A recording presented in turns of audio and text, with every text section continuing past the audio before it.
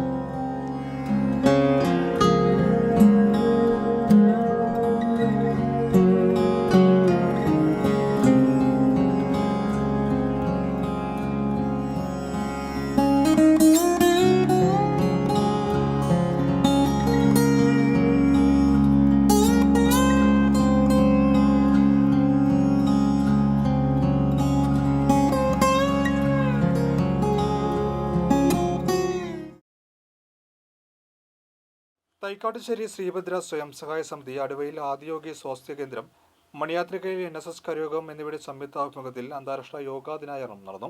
ഭാരതീയ ചികിത്സാ വകുപ്പ് retired medical officer doctor D. Krishnankutty Nair ഉദ്ഘാടനം ചെയ്തു. ഭഗവത്ഗീതയുടെ അവസാനം പറയുന്നുണ്ട്, എത്ര യോഗീശ്വര കൃഷ്ണോ എത്ര പാർത്ഥ തനുർധര തത്ര ശ്രീ വിജയം ഭൂയാൽ.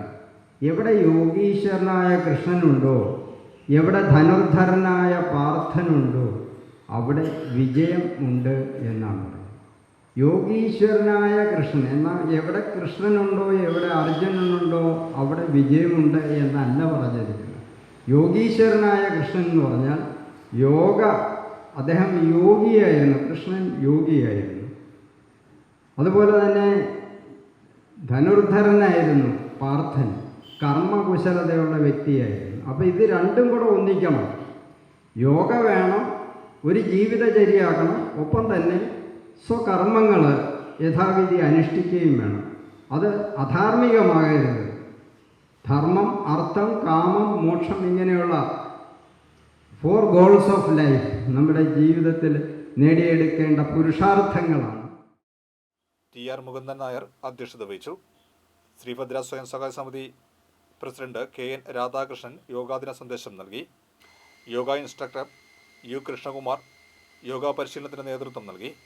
D. പത്മകുമാരി, മനോജ് സൗപർണിക എന്നിവർ സംസാരിച്ചു.